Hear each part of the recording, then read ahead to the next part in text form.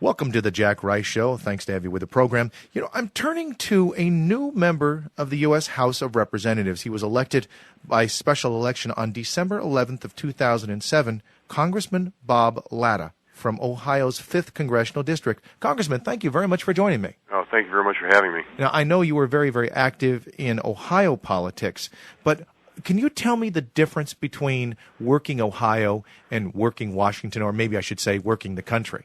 Well, you know, that's a good question because I think Ohio has a kind of a unique situation in the legislature, good or bad. We're a full-time, part-time, so you can almost overlay the legislative calendar in Ohio over the legislative calendar here in Washington. It's very, very similar, except for maybe the month of July. But you know, I think it comes down to, really, in my opinion, personal relationships that you have to build, and so it's really just pounding the pavement to make sure you get out there and to get to know the people, and they know who you are. So when you have to work with them, they know, they know who you are and what you're asking for and what you stand for. So I think those are the important things when anywhere, if you're in state legislatures or if you're in Washington.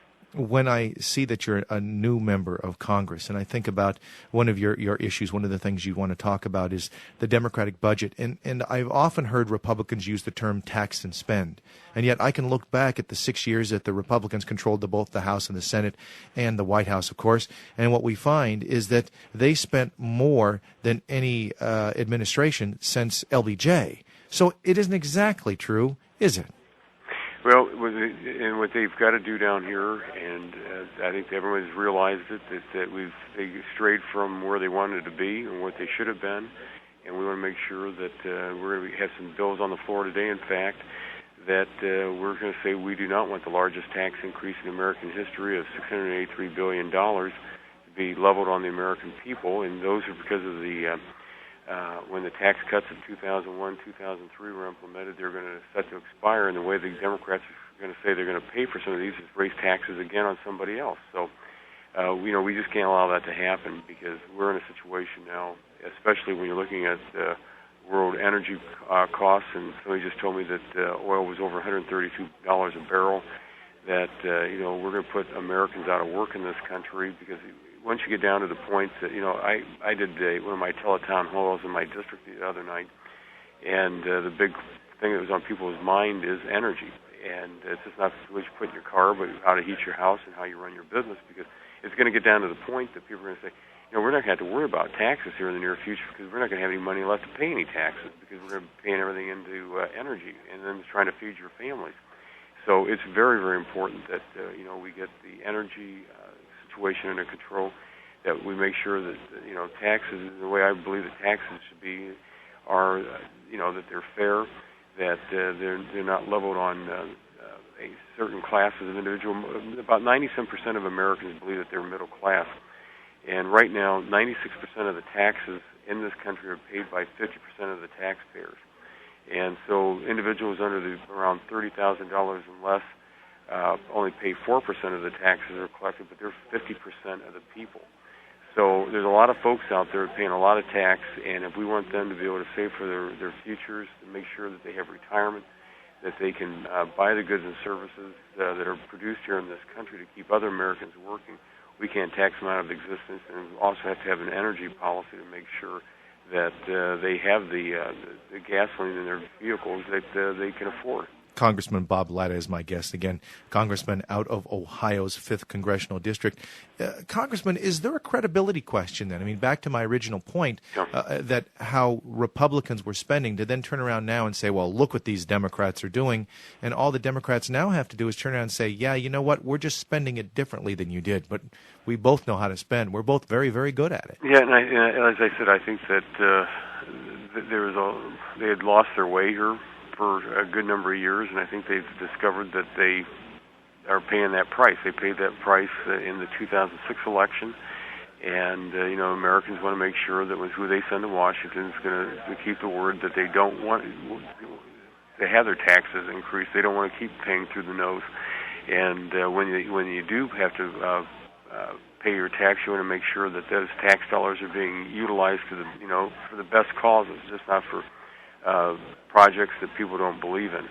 So overall, I think that when you look at the the welfare of this country, we have to make sure that we have a fair tax system, but also that we control the expenditures. And the only thing, in my opinion, that's holding things, the floodgates from totally opening right now is the president's veto.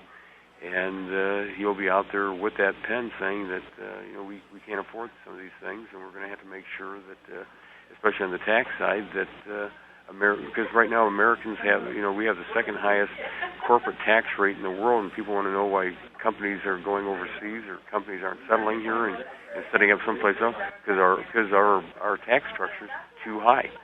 If we talk about raising taxes on hardworking Americans, and I think that's the argument that is made sometimes, and we think about what that means to the average American, as I understand it, what Democrats are suggesting is raising taxes on somebody making, say, in excess of $200,000 a year, back to what it was pre-2002, or at least in that range.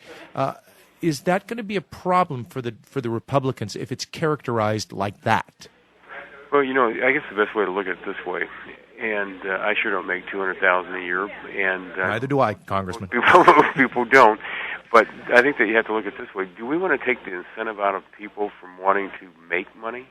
Because a lot of people say, "Well, making money is bad," and I say, "Well, wait a minute. Who pays the taxes? Who makes the charitable donations to their churches, to their communities, to the projects, to the universities, the colleges, etc.?"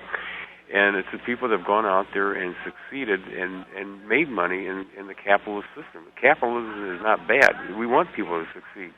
And when you put massive restrictions on people on what they're going to be able to earn and make, they're the ones that aren't going to be able to make those same donations to charity that most people rely on. There'll be a day when all of a sudden people say, "Hey, how come nobody's supporting the Little League in our town anymore?"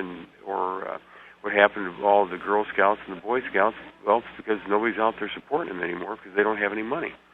So a lot of times it's the large donations that keep a lot of these groups going, and we want to make sure that people have it. We want people to want to make money, to be incentivized to do that.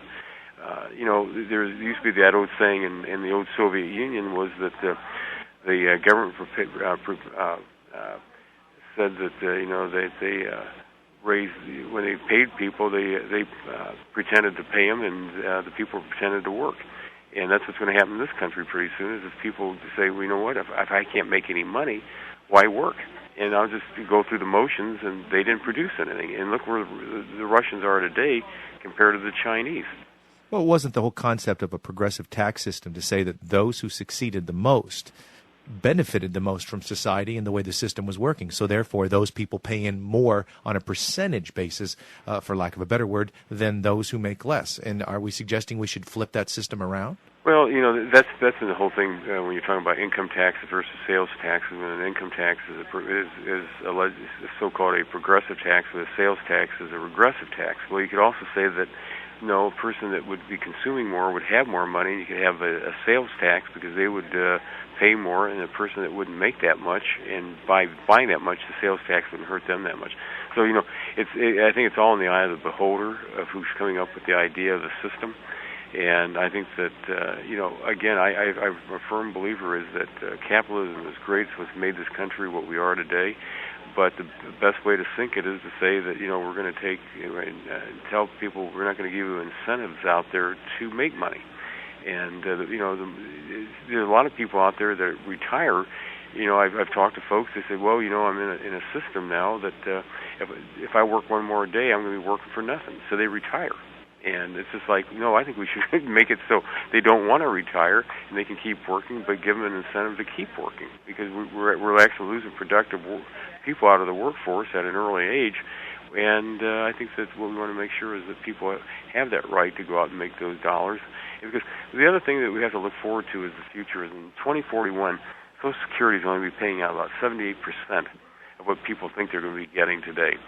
And when you look at that number, I think Americans had better be saving for their own future, because I don't think people better be just relying on Social Security for the future. But if there's no money there, if people say, "You know what, I'm just going to spend it all today because I'm going to let my fellow neighbors take care of me in a few years when I retire," and pull that, well, if everybody starts to have that same philosophy, it's going to be to the point there won't be anything left.